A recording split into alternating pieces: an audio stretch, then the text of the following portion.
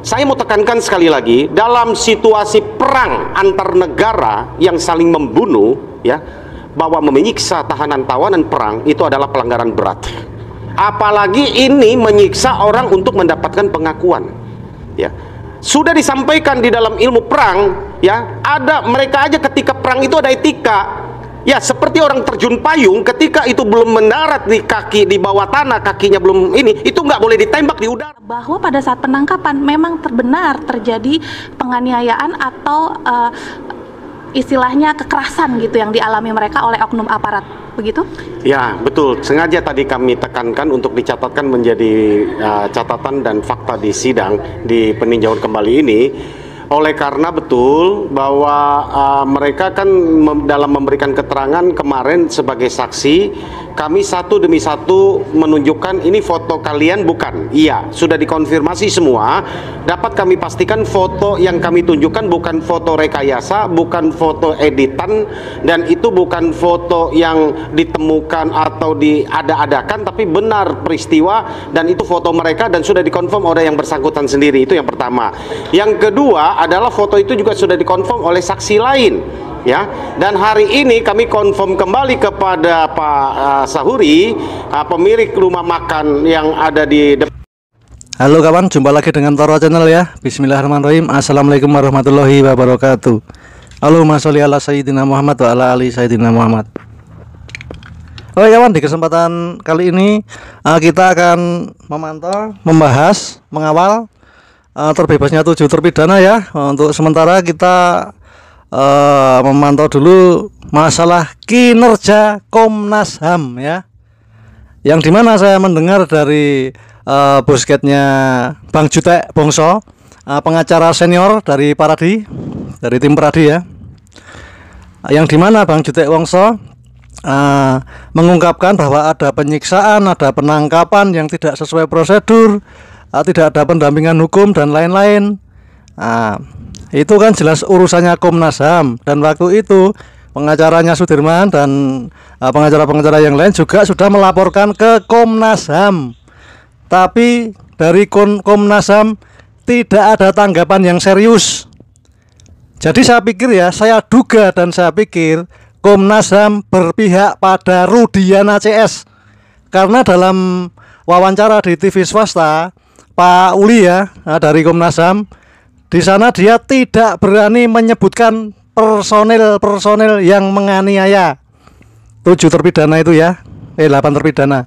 Tidak berani menyebutkan nama-namanya, hanya menyebutkan yang kena teguran kode etik itu di unit Narkoboy ada 1 orang dan sudah meninggal di tahun 2000. Dan ada 1 lagi yang kena teguran kode etik tapi bukan Rudiana dan begundal-begundalnya. Mereka aman semua. Memang kebal hukum. Komnas HAM juga takut dengan Rudiana CS. Jadi Komnas HAM ini adalah bagaikan ayam sayur yang lembek dan empuk. Oke, kita lanjut ya. Jadi saya sebagai masyarakat, sebagai kontrol sosial, berhak dan wajib untuk mengkritisi kinerja instansi tertentu, instansi-instansi yang ayam sayur, semisalnya kayak Komnas HAM ya, yang sekarang saya lihat tuh Komnas HAM tuh kayak instansi ayam sayur ya, lembek ya.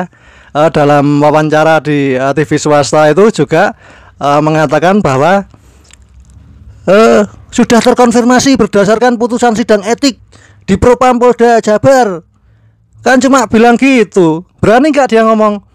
Dalam penelusuran Komnas HAM, para terpidana mengaku mengalami penyiksaan atau perlakuan tidak manusiawi atau kejam ketika proses penangkapan penahanan di Polresta Cirebon dan juga penangkapan oleh unit Narkoboy Polres Cirebon. Kan nggak berani ngomong kayak gitu ke Komnas HAM. Saya ulang lagi ya, beraninya juga hal itu sudah terkonfirmasi berdasarkan putusan sidang etik di Propam Polda Jabar. Ayam sayur nih. Gimana nih kinerja Komnas HAM nih?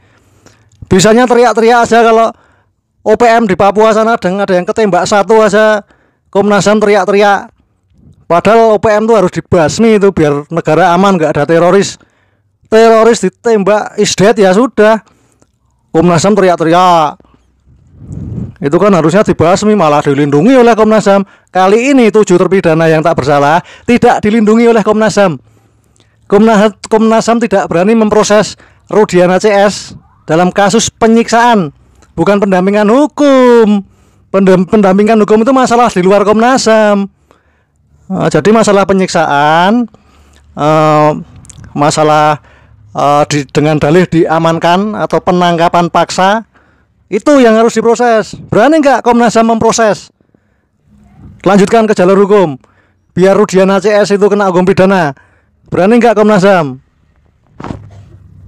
Kawan, daripada berlama-lama ya, daripada pada geram nih ngelihat kinerja Komnas HAM yang tidak peduli pada rakyat kecil yang tersiksa, teraniaya, dan terzolimi. Komnas HAM malah berpihak pada orang yang menzolimi, bukan berpihak pada 8 terpidana yang terzolimi, yang disiksa, yang suruh minum air kencing dan lain-lain dari tahun 2016. Dan di tahun 2024 ini Komnas HAM mulai bangun tidur. Komnas HAM yang ayam sayur itu mulai bangun tidur, pura-pura sibuk, pura-pura memberi klarifikasi dan sebagainya, tapi tidak berani memproses Rudiana dan begundalnya CS. Oke, kita simak Bang Jutek Bongso, pengacara senior. Ada di depan tempat cuci mobil depan Aib dan Dede, bahwa satu hari, tepatnya tanggal 1 September 2016, satu hari setelah mereka ditangkap, ternyata dia juga melihat foto tersebut. Dapat kami pastikan bahwa keadaan mereka dan berubah menjadi babak belur seperti yang ada di foto hanya dalam satu hari, dari 31 Agustus 2016 sampai 1 September 2016. Jadi pasti bukan di Polda Jabar atau di tempat lain, sudah kami pastikan ya melalui fakta persidangan hari ini. Ya, silakan Pak Bareskrim atas laporan kami kepada Bapak Rudiana dan kawan-kawan. Sekali lagi yang sudah berjalan, fakta-fakta yang hadir di persidangan ini saya pikir sudah cukup bukti yang sangat kuat untuk menaikkan status dari Pak Rudiana menurut saya ya, dan kawan-kawan. Baik, selain tadi sudah terkonfirmasi terkait foto bahwa memang benar ada kekerasan pada saat penangkapan, selain itu juga terkonfirmasi ada kemungkinan begitu ya, dugaan motif yang menyebabkan kenapa Aep mau memberikan kesaksian yang diduga kesaksian palsu gitu terkait peristiwa tersebut, dan itu sekaligus mensinkronkan terkait kesaksian alibi atau fakta yang kemarin sudah dihadirkan begitu ya? Ya, jadi dengan terkait dengan saksi yang lain juga mengkonfirmasi dugaan kami. Kenapa Aib menyebut nama mereka waktu didatangin oleh Pak Aibtu Rudiana saat itu pada tanggal 31 Agustus 2016, rupanya terkonfirmasi betul menurut para terpidana. Kemarin juga kami tanyakan peristiwa tanggal 25 Agustus 2016 ini sangat penting karena ini kami anggap menjadi dasar ya dugaan kami bahwa ada peristiwa yang mendahului sehingga Aib ini menyebut nama mereka. Kenapa kami munculkan? Ini bukan hanya sekedar dugaan, oleh karena Dede, saksi yang mengatakan bersama-sama dengan Aib waktu memberikan keterangan kepada Pak Rudiana tanggal 31 Agustus 2016, Dede ini sudah mencabut keterangannya dan mengatakan itu bohong, dan sekaligus terkonfirmasi bahwa Dede mengatakan dia diminta tolong oleh Aib menceritakan itu, dan pengakuannya Aib kepada Dede adalah bahwa Aib dendam kepada mereka atas peristiwa penggerbekan tanggal 25 Agustus 2016 tersebut. Jadi terkonfirmasi. Habis ini kami akan hadirkan Dede untuk kita berikan dengarkan kesaksiannya. Kita akan konfirmasi apa betul apa tidak. Sekali lagi teman-teman di Bareskrim Mabespori, apa yang kami hadirkan di fakta persidangan ini membantu bapak-bapak menghadirkan barang bukti, menghadirkan fakta yang sebenarnya, karena ini ada terpisah ya, karena ini terpisah dari keputusan yang sudah inkrah bahwa ini mereka dibawa sumpah di depan pengadilan. Jadi sama kuat keterangan mereka saat ini bahwa mereka mencabut, artinya ada, kalau sudah dua keterangan yang dinyatakan di dalam putusan sidang, lalu saat ini mereka memberikan juga di bawah persidangan, tentu ada salah satu yang benar dan salah satu yang bohong ya. Yang kami pastikan Aib dan Dede tahun 2016 yang lalu di dalam persidangan mereka tidak dihadirkan, Tapi Dede hari ini kami hadirkan di bawah sumpah, dan ini sumpahnya sumpah benar. Kalau Dede tahun 2016 mereka katakan dia tidak disumpah. Nanti kita akan dengar apa betul pengakuan Dede. Kalau hari ini dia sumpah betul. Kalau kemarin mungkin banyak tukang sulap. Kalau ini nggak tukang sulap tapi hadir nyata, ya. Hadir langsung di muka persidangan. Nah, Bang Jutek, ada juga yang menarik, di mana apakah masih relevankah pengakuan terdakwa atau tersangka dijadikan alat bukti di pengadilan? Karena ini mengingat dengan untuk mengejar pengakuan terdakwa atau tersangka justru dilakukan kekerasan-kekerasan seperti ini oleh oknum penyidik atau aparat. Apakah masih relevankah? Inilah yang kami perjuangkan bersama dengan Bang Oto dan juga teman-teman di Dewan Pimpinan Nasional Pradi selaku pengacara yang sama-sama penegak hukum. Kita tahu alat bukti yang sesuai dengan 184 itu tidak ada adalah pengakuan dari terdakwa, ya. Jadi bahwa jangan ditekankan selalu bahwa alat bukti itu harus pengakuan dari tersangka atau terdakwa, ya. Itu adalah menurut kami harus menjadi petunjuk atau keterangan tambahan yang lain, karena dengan zaman yang begitu canggih saat ini, itulah yang kami tekankan, jangan terjadi lagi peristiwa yang menimpa para terpidana di Eki dan Vina ini di Cirebon. Sungguh miris, ya. Saya rasa kemarin 2 hari cukup kita disuguhkan dengan drama yang mengurai air mata, ya. Menurut saya cukuplah air mata kita, cukup sampai hari ini, dan jangan ada terjadi lagi terpidana-terpidana lain yang dikejar pengakuannya. Saya mau tekankan sekali lagi, dalam situasi perang antar negara yang saling membunuh, ya, bahwa menyiksa tahanan-tawanan perang itu adalah pelanggaran berat.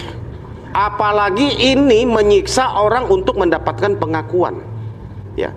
Sudah disampaikan di dalam ilmu perang, ya, ada mereka aja ketika perang itu ada etika, ya, seperti orang terjun payung, ketika itu belum mendarat di kaki, di bawah tanah, kakinya belum ini, itu nggak boleh ditembak di udara ketika mereka terjun payung itu etikanya di dalam situasi perang dan angkatan bersenjata yang dilatih untuk membunuh, ya. Bagaimana aparat negara yang katanya harus melindungi masyarakat melakukan demikian? Ini kita stop lah.